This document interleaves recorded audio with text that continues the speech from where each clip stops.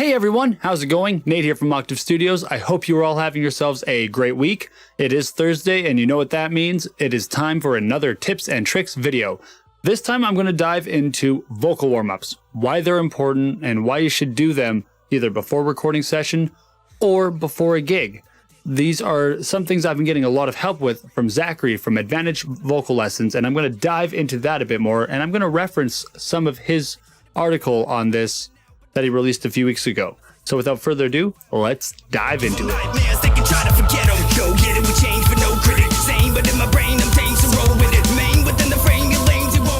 Okay, so before we get into all the things that are there, why is it important? Well, it has a lot of importance that Zach points out in his post, but the main points is that it prevents you from hurting yourself, and it will help you just last longer. It'll help you make it through your entire set. Maybe you're only used to 20-minute sets and now you're doing a half hour and you're noticing those last 10 minutes are really difficult for you. That's where these warm-ups will help you there. And the main thing that Zach touches on in his post is the importance of your health as a vocalist with warming up and what it does to preserve your vocal folds. So let's go through the post here quickly. Warming up is important for a multitude of reasons, but I want to focus on vocal health above all. Singing without proper warm-up is akin to running a marathon with no preparation or training.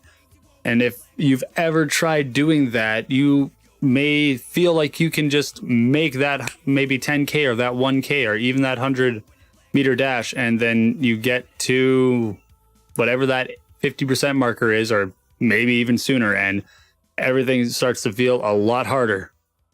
You end up using the wrong muscles to produce results in overstraining the correct muscles, causing swelling, damage, or in the worst case, vocal nodes, which are bumps that form on the cords that prevent them from completely closing, and the singer can suffer loss of higher register. So this is how you could possibly end up losing range by not doing things properly. And this is really key for those of you that are singing and screaming. Some people think that because they're singing, they don't have to worry about this. That is false. You might be using the wrong methods to produce the sounds you're going for. And later on in Zach's series that he has, he actually goes into helping finding your own voice to prevent that. But most importantly is if you're doing things incorrectly on a regular basis, you could damage your vocal cords or your vocal folds. And that could really render you not useless, but it could really cut some notes off your range, and it could really box you into just a certain area that you're going to be stuck in. Everyone has a set range that they can sing in, and you can't really expand it. It's just a matter of figuring out how to reach it, but you can do things that cut down your range, and you want to try to prevent that as much as possible. So he goes into some daily warm-ups, and these are things that you can do starting your day, just as you go about things the moment you get out of bed.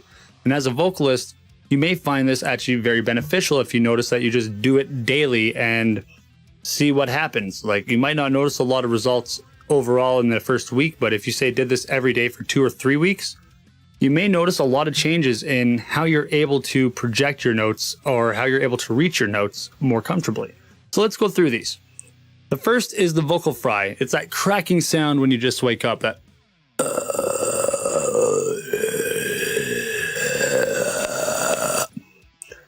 and what you could do with that is once you get it at a certain point where you're like nice and low, like you can start going through your range and slowly build it up. And sort of like, imagine your voice as like a wrinkled sheet and you need to iron it. That's the best way I can think of it. And this vocal fry is helping iron everything out and smooth it out. So if you start nice and low at your now let's try to move it around the range.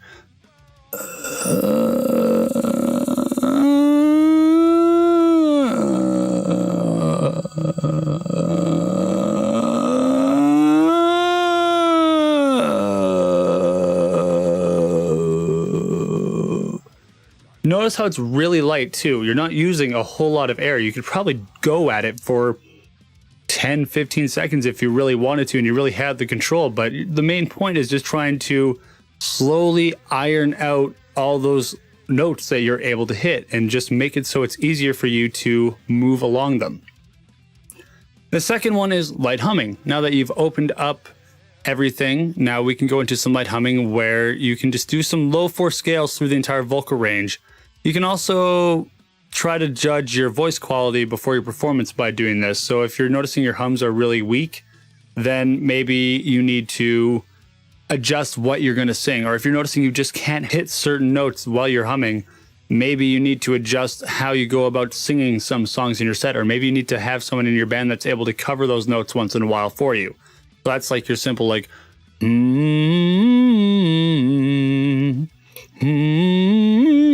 See right there, I had an issue right there. And I got a little bit of a tickle in my lips from that. So there will be some weirdness that comes to this. So again, just like going up and down in your scale, like a and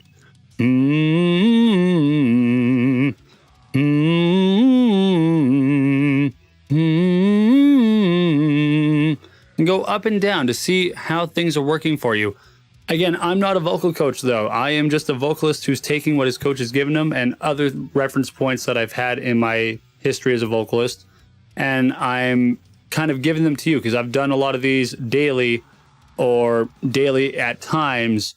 And I've noticed there's an increase to my range and my like characteristics as a vocalist through working on this. And when I stop, I notice. So know that you should always go back to maybe the source material, like go back to Zach's actual videos that are above this to reference the points that you want to properly understand, because he does go into them in his own videos, and I would encourage that you check those out to get a more in-depth understanding of all this.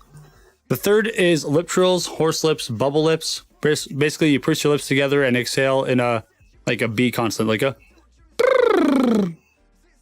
That's the best way I can do it. One trick I learned if you are having issues with this at the start is take your fingers and kind of poke them in your cheeks here and push your lips out like you would, push them together, and it's weird. It seems weird, but that's just a way to help train yourself to be able to produce that noise. After a while, you might not need to do that. I only had to the first few times and I was able to replicate the sound. But again, you want to maybe do that and try to go up and down. One I also found a while back is doing lip trills standing and doing a slight drop and seeing if you can do a lip trill up and a lip trill down, one that goes with the movement and one that goes against the movement. So if say you're going, there's one where say your body would go down as you're doing it, like a, and the vice versa is having go, and that's just as you're dropping go. I found those on a different YouTube channel a while back, and that was really helpful. And that takes what Zach has here and kind of adds a different element to the live aspect of things. If you're going to go out and play live and there's going to be a lot of movement, learning how to be able to move with your body and be able to hit notes counter to how your body is moving. So if you're going down, knowing that you can still move your notes up and you're not constantly bringing your voice down with your body. Sometimes that disconnect is an issue individuals have, similar to limb independence for drummers. Being able to play the left and the right separate from each other, are the two rights separate from each other. Okay, so the last one we're going to go through is one I cannot do. I am going to show you how it can be done through Zach's video, but I fail at being able to do this, and it's being able to roll your R's. Now, if you don't know what that means, 1 second. Do tongue trills. They do the same thing as a lip trill, only they afford you a little bit more back pressure. So if you're in the middle of a show, if you're middle in the practice, and you start feeling a little bit of swelling or irritation, just do lip trills, or I'll touch on a couple of them for recovery exercises in another video. But do lip trills, stuff like that, and it can force some air back, and it'll separate your vocal cords, and less chance of you just beating the hell out of them, essentially. And those would just be just rolling your R's. Yeah, that's what that is. That is what a tongue trill is. If you're able to roll your R's, that is fantastic. I really have issues with that. Occasionally, I can maybe do it if I'm trying to do like a Serge Tankian impression, but overall, impression is not what you want to go for. You want to be able to just kind of figure out how to do that. And that's my downside that I have to work on right now. But this is what works as a good tongue stretch. One other thing you can do is just stick your tongue out like so, and then move it up, down, left, and right, like a.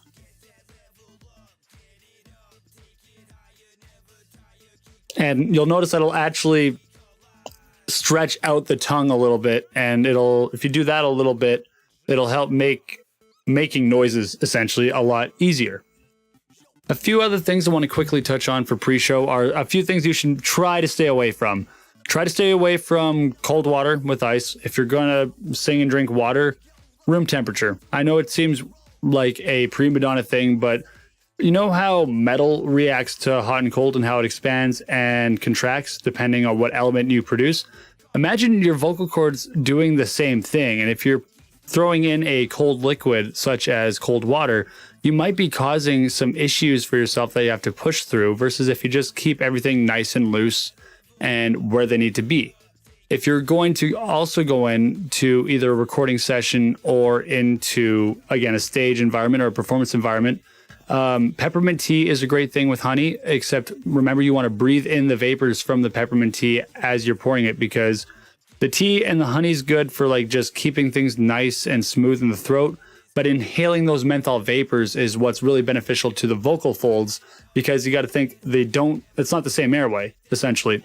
Your vocal folds are in your windpipe and you're drinking down the other area, essentially. So you want to make sure to get a dual benefit out of that. Use the honey to keep things nice and smooth in your throat, and then inhale the menthol vapors from the tea to help the vocal folds kind of relax a little bit. And it might help with longevity throughout the set just a little bit.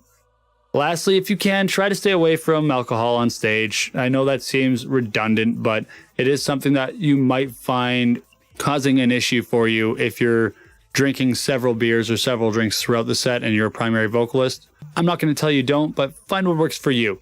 Lastly, this is one I'm horrible for. Stay away from caffeinated beverages before you are going to perform, or anything with cream or milk in it of any kind, or dairy of any kind, actually, because again, that stuff kind of creates an excess mucus and you want everything to be as clean as possible.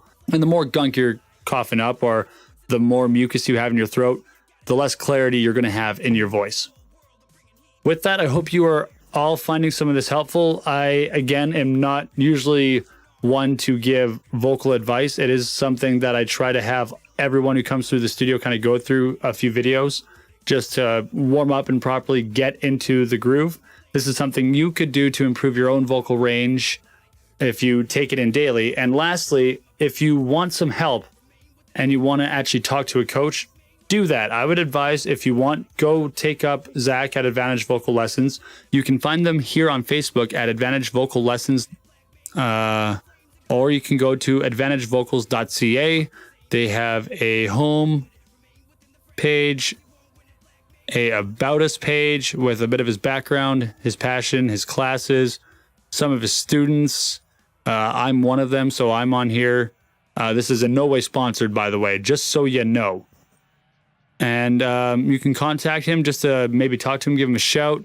And then he also does have some, like his affiliates, his testimonials, and his pricing. He's rather cheap. You can go check him out for $45 for a standard lesson.